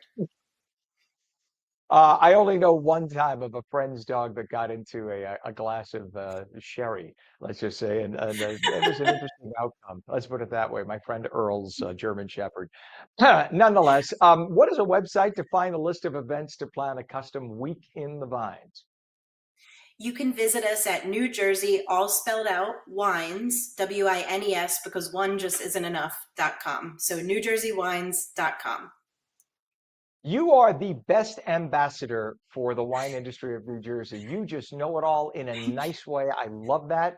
I Thank mean, you. you should be ordained. You were created by God for this. So Devin Perry, Executive Director of the Garden State Wine Growers Association, and a new friend of On New Jersey Yes, Mornings. You have to come back again and again, please.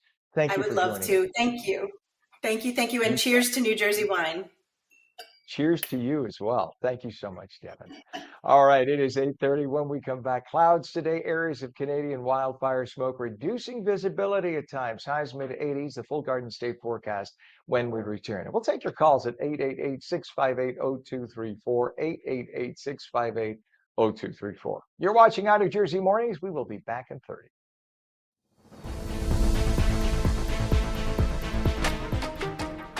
Hi, I'm Jeanette Hoffman, host of Energy Matters. Join me every night at 6 p.m. where we're discussing energy affordability, challenges, and solutions with stakeholders and elected officials. Join me weekdays at 6 p.m. on Energy Matters on ONNJ.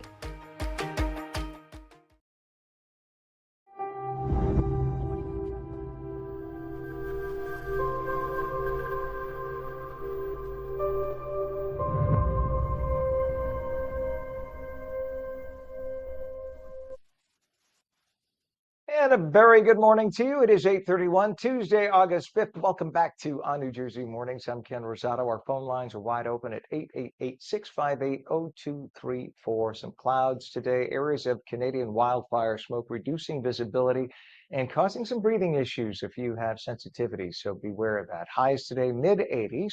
Meteorologist Mike Favetta with our full Garden State forecast. Good morning, Michele. Good morning, Ken. It kind of assaults your eyeballs too, makes it feel Ugh. watery, itchy. Not a fun feeling, but at least we get some drier air in by the weekend, clear out some of that smoke. Just have to deal with this probably for the next day with that poor air quality. Clouds on the way for today, and then rain, a little bit of rain by tomorrow, some spotty showers and clearing just in time for the weekend. The satellite picture showing all of those clouds working across New Jersey this morning. Not a whole lot of sun, limited sunshine today. Down the shore, pretty cloudy with temperatures climbing into the low 80s along the coast, which actually is quite average for the day. What's not average is the poor air quality, and it's worse the further north you head up towards Sussex and Morristown, where it's unhealthy for sensitive groups, as a lot of that smoke there is approaching, getting close to the ground through this afternoon. Those are those blotchy areas of yellow you see there in the northern part of the state, where the smoke is not only thickest, but closest to the surface. These other map shows that there will be a little bit more smoke to the north.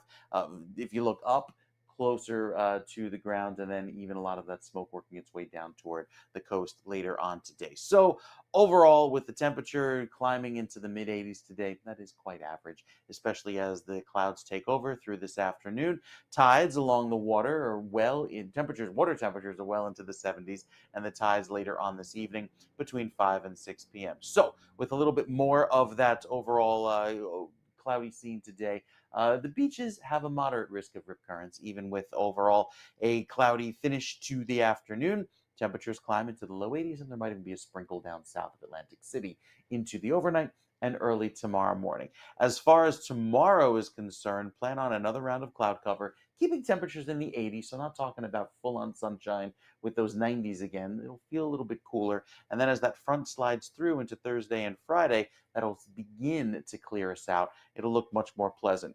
There is Tropical Storm Dexter, just kind of sitting and spinning offshore, a couple hundred miles to the east, allowing for some of those waves to promote some of those higher risk of rip currents into Thursday. And then as the high pressure sweeps on in through Thursday, it'll clear us into the weekend. 7-day forecast has Saturday and Sunday looking warmer, but clearer. And then by Monday, I think the heat and humidity start to build, and we could be on the heels of our next heat wave just in time to start off next week. Above average temperatures expected all next week. Add about 10 to 15 degrees to these highs, and you get next week's forecast. So it gets quite hot. So enjoy the pleasant feeling around this weekend, especially the weekend weather. Looking forward to that with all the sunshine that's back into Saturday and Sunday. All right, sounds like a deal. Thank you very much, Mike. And we do have 67 degrees right now in Trenton. We take a look at what's happening on I-78. We have a crash on the local lanes westbound east of exit 51 Burnett Avenue in Union Township. Now, this is about half a mile before that. You could see the slowdown beginning with the oncoming traffic on the upper left side of your screen. Just about a half a mile beyond that is when they hit the incident. So it's Burnett Avenue, Union Township. 2 left lanes of the 3 lanes are closed. Try to avoid that area if possible. On the GSP, the Garden State northbound, just south of exit 138 in Kenilworth, the right lane is currently blocked. And we have a disabled tractor trailer, McLester Street northbound by Lyle King Street in Elizabeth with the left lane blocked, and a down pole. Route 35 southbound, which is Lawrence Parkway and Old Bridge, the right lane is currently closed. Holland Tunnel has been good all morning, only about a 10-minute crossover time. It's 20 minutes at the Lincoln, and right now the upper and lower levels of the GWB 8095 approach, we're talking 20 and 25 minutes respectively. It is 8:35 right now. Another case of measles confirmed in New Jersey, this time in Passaic County, raising growing concerns about the spread of this very contagious and potentially deadly virus. In fact, in a couple of cases nationwide, it has been. The state's Department of Health saying the recent cases do not appear to be connected, but with increased international travel, it's the summertime, of course, and outbreaks across the South, experts are watching closely. Joining us now is Dr. Jay Reddy, Chief Science Officer at HealthTrax, a national infectious disease detection lab, to help us understand what this means for our region and what steps can be taken to stay safe. Good morning to you, Dr. Reddy. Good to have you back on. Thank you very much. Good to be here. You bet. And we're seeing isolated measles cases in a number of counties in New Jersey. So how concerning is that? And what do we know about this latest case? The latest case is from international travel. This is historically what we've seen even after we had measles eradicated in the early 2000s. We did see it pop up through international travel. It just would not spread endemically in the United States. The worry now is we have falling vaccination rates, and with those falling vaccination rates, we allow the chance when someone comes from international travel carrying measles to spread that here in the U.S. Luckily, we're figuring out this case is not related to any of the other previous cases, but the worry is if any people have been unvaccinated and got in contact with this person, there's a high chance that other people will be infected with the virus. And one thing we do know, we have this case in Passaic County. And Passaic County is a county of about 530,000 people. We know that as of 2019, the state had surveyed and figured that there were about 40,000 individuals who were illegal migrants. And I'm not, by the way, let me just clarify, we don't know that this is a case from illegal migrants. So I don't want to impugn or imply. But when you are dealing with, in that case, 40,000, and now it's anywhere from 75 to 100,000 illegal migrants in a county of 500,000, that's 20% of the population. We don't know what their vaccine record is. They may be 100% vaccinated. They may be 0 vaccinated. What kind of potential impact does that have? And as a health expert, when you are dealing with, you like to deal with data, right? You want to know 200,000 people have been vaccinated and we have 2 cases or whatever. But when you don't know, when you have an outlier, not an outlier, in this case, you have an unknown, where potentially 100,000 people we don't have any knowledge of their records. What does that do for your ability to predict?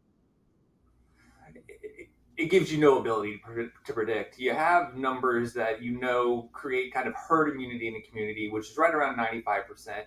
If you have 20% of a population whose vaccination status is unknown, that opens up clearly the opportunity for measles to spread. And really the scary thing about measles is it can stay latent for 7 to 14, up to 20 days, where that person is actively spreading the infection to other people without showing any really visible symptoms.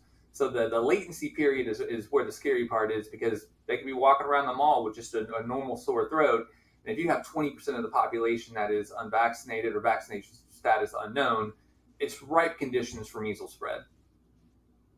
Well, the good news is your company, HealthTrax, it's spelled, we've had this discussion in the past, it's spelled HealthTrax RX, right? So for people who want to look it up online, but we call it HealthTrax. The good news is you have rapid testing that can be done very quickly in facilities, send it out, and by next morning you get details. Talk about that. Well, the number one thing to prevent spread other than vaccination is quickly identifying people who have measles. So if someone does walk in with a sore throat, if someone does walk in with a fever before they're showing the obvious signs of a rash, The quicker you're able to diagnose an infection, the quicker you're able to put in the proper measures for people not to continue spreading that around the community. So having answers to quick results is imperative for any infectious disease, but especially measles. So it's so essential because, as we know, in one of the cases a few months ago, the individual, not knowing, they thought they had a little upper respiratory or whatever, and they went from place to place to place to place. They went to a private doctor, they went to an urgent care, they went to an emergency room, they were in a mall, they went and got coffee, and each place that they stopped, it's all you got to do, right? And that virus lingers. On the counter, in the air, whatever. As you mentioned, this is a virus that doesn't just dissipate in an hour and go away. Like COVID can dissipate relatively quickly. Measles sticks around like glue. Yeah, people aren't walking around the mall typically with 103, 104, 105 degree temperature, but when those symptoms are mild with just a runny nose or a slight sore throat, which can happen again for up to 2 to 3 weeks after getting the infection, you're spreading that everywhere you go. Not every urgent care has access to a measles test. So if you're walking into a place, they might not be able to do that testing. And a lot of times it takes 4 or 5 days to get a result back. Really not great for someone trying to figure out whether they have measles, whether they should isolate, whether they can go to the grocery store, whether they can send their kid to school. So the quicker you get an answer, the quicker you can kind of return to normal life activities. Definitely. And you guys offering this test, it's wonderful. What does your test do? What is it, just a swab test or is it a blood test? And how quickly do they get results? It's a swab test. And if a sample is collected today, it is going to be resulted by 8 a.m. the following day.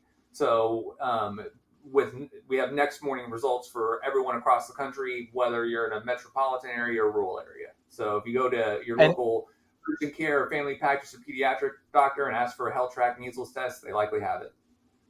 And tell everybody, it was so fascinating.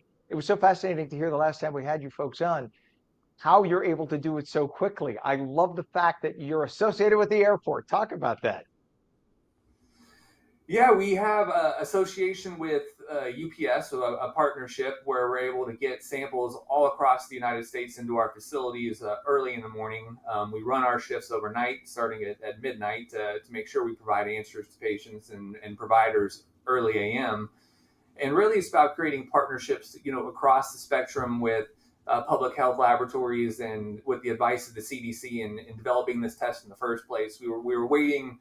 We've been having this request for the past couple of years for measles testing. Didn't feel like it was the right time based on, kind of the spread wasn't big. The amount of states touched wasn't very high. This year was the year that we could see we really could have an impact on patient lives. Yeah, something like this can spread exponentially, obviously. There are 1,300 confirmed cases. There could be thousands more that we don't know of, right? So this is something that we have to take very seriously. Here we thought we eradicated it 25 years ago. But at this point now, all you need is a few pockets and people who don't realize that they are contagious, that they are harboring the disease, and this could spread like wildfire. Not to frighten people, but would you say that doing the normal preventive measures, hand washing, the not touching your nose and your eyes, the using the hand sanitizers and things like that, should we be doing that more than ever right now? Yes, public hygiene is a really good thing. What I will say is measles is more transmissible than most other respiratory viruses. It is one of the top 2 up there. Really, the key to prevention is vaccination. The vaccination for measles, unlike flu or COVID, where really that is priming your body to fight the disease once you get it, to prevent severe disease. It's not preventing getting the disease itself. Measles prevents getting the disease in the first place. You can eradicate measles almost 100% by getting the vaccination. If you don't get the vaccination, it's very hard with how long measles can linger in the air, how transmissible it is, to avoid getting it if you're not vaccinated and you're exposed to someone who has measles. Gotcha. Give everybody your website again, also for health organizations that want to get access to your test kits. Yeah, if you go to www.healthtrackrx.com. All right, very good. Dr. Jay Reddy, Chief Science Officer at Health Track RX, which I know they on the quick you pronounce it Health Tracks as well. Thank Yeah, you it's for joining easy. us this morning. Yeah, really, that's a good way to remember, but it's Health Track RX, right? HEALTHTRACKRX.com. Dr. Reddy, thank you so much. Good to have you on today. Thank you. Take care. You bet, you too. It's 8:45 right now. We have a temperature of 67 degrees, clouds today, areas of Canadian wildfire smoke, reducing visibility at times, highs mid 80s. The full Garden State forecast when we return, and we will be back in just 30 seconds. Don't go away.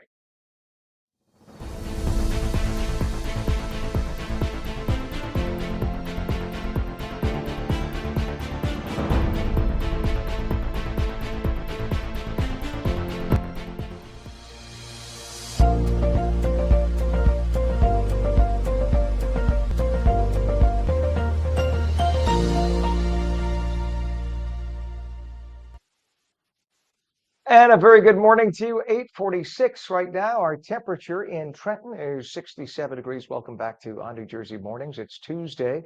Clouds today, areas of Canadian wildfire smoke reducing visibility at times, highs in the mid 80s. Meteorologist Mike Favetta with our final morning check of the Garden State forecast. Good morning to you, Mike. Hey, Ken, good morning. Smoky and hazy today. Not the best day overall if you're looking to go to the beach or enjoy some sun because it's generally cloudy and then you have the particulate matter on top of that. So air kind of tough to breathe on a day like today, even though the humidity is a little bit lower. Temperature is not crazy hot, holding just above average. Notice the air quality already climbing into the upper 90s there in Hackensack. By the end of the day, we'll see that AQI go up to 131, which is unhealthy for sensitive groups. Could even be higher in spots. So take it easy this afternoon. Speaking of any tropical development, you see a big area here just off the coast of Florida, and then another one a little further out in the Atlantic. So two areas to watch. But as far as New Jersey is concerned, it's Tropical Storm Dexter that is slowly meandering off to the east, away from the coast of New Jersey, but throwing back some big waves through the end of this week. So that shade of green and yellow you see here are those 5-foot waves that come close to the Garden State beaches by Thursday, Friday timeframe. So we'll likely see the wave heights a little bit higher and the rip currents a little bit bigger by then. Big area of red across the Northeast going into next week. We will be well above average in terms of temperature. So we could be looking at our next heat wave as soon as Sunday, Monday timeframe. And then the rainfall chances are pretty average through the middle of the month. Through the next 7 days, it's cooler, it's cloudier, but I think it turns drier and sunnier by Thursday and Friday. So we start off a little gray, but turn brighter quickly, especially into the upcoming weekend, with temperatures in the upper 80s. By then, more humidity as well. Cooler at the coast with those clouds, and then right back to the sunshine on Thursday and Friday. So very pleasant into the upcoming weekend, no matter where you find yourself across New Jersey this weekend. Ken will do a good job of trying to track that smoke. Hopefully it'll get better by tomorrow and then clear out just in time by the weekend. I say the only way that Canada can pay for this is by becoming the 51st state. And then what we can do is go in and knock down all the dead parts of the forest and prevent this from ever happening again. No, I'm kidding about that part. But for what it's worth, and I'm a tad older than you, a lot older than you, I'm pushing the 60 mark. As a kid, and I know people say, we never had this, we never had that. Mike, I don't remember as a younger person, unless it just was not reported. I don't remember hearing all of the wildfire smoke coming down from Canada year in and year out. And if it did happen, it was maybe once in my youth. The fact that it's happening multiple times a year tells me there is a serious forest mismanagement issue in Canada. And a friend of mine who used to work in the industry, he worked for Weyerhaeuser, said that back in the day, before we had the phone, we used tons and tons more paper. They used to cut down a lot more trees. We didn't have as much old growth trees. And that was a bad thing. We've had a lot of deforestation. We went overboard. Now it's like we're in the other direction. We're just letting trees grow and rot and die, and we're not clearing out the thick underbrush. And all you need is a good strike of lightning or somebody who's not careful when they're out camping.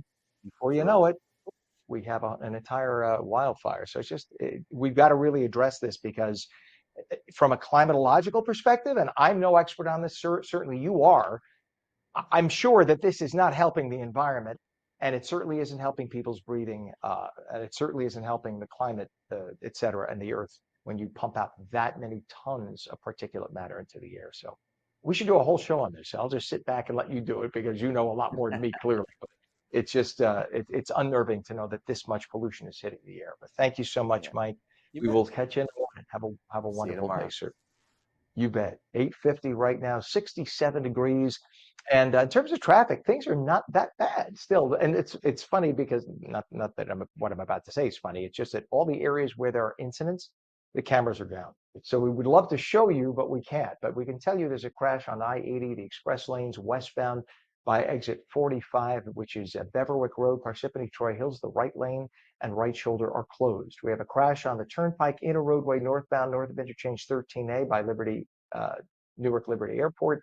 That's in Elizabeth. The left shoulder is blocked. Disabled vehicle on the Garden State northbound south of exit 138 Kenilworth. The right lane is blocked. Disabled tractor trailer McClester Street northbound by Lyle King Street in Elizabeth with the left lane blocked. And we have a down pole on Route 35 southbound Lawrence Parkway area, Old Bridge Township, with the right lane of the two lanes closed.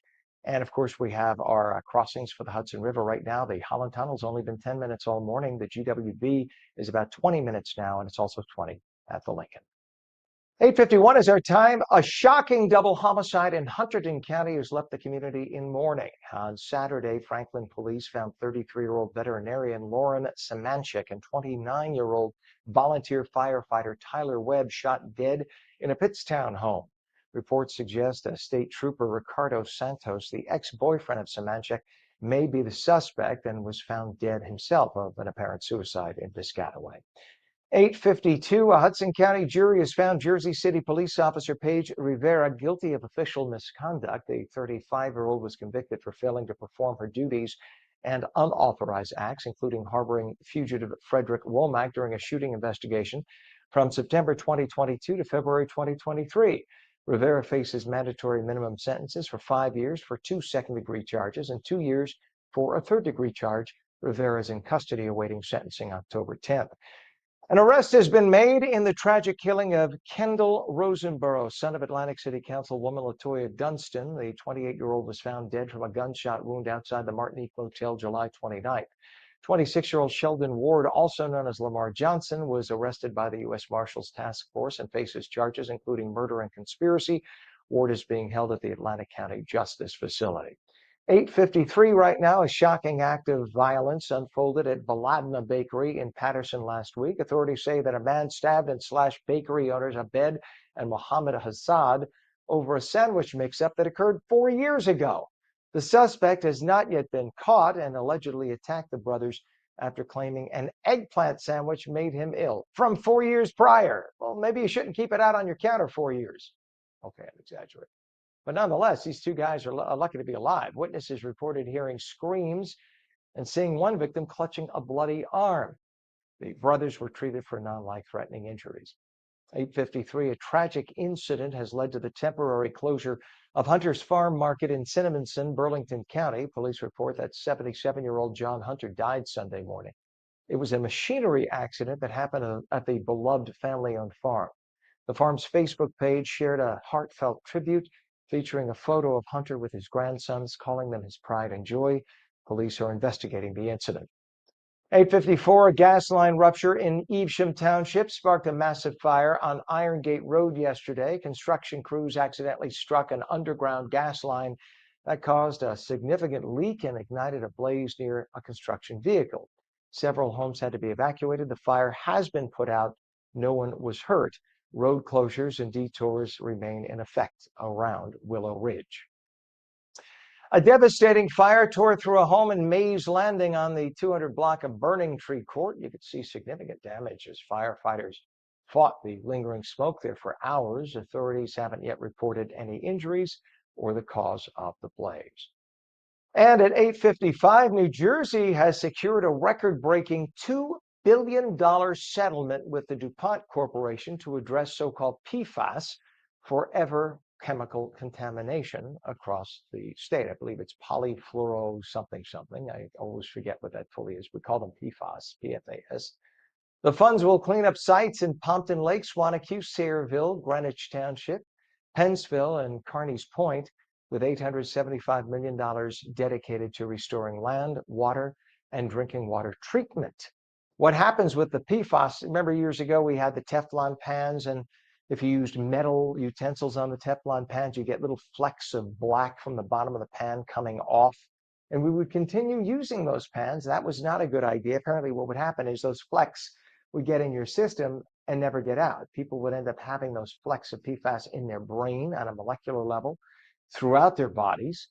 And when it gets into drinking water supplies and reservoirs, that stuff literally sits there eternally. It never goes away. It doesn't break down and evaporate like a lot of chemicals.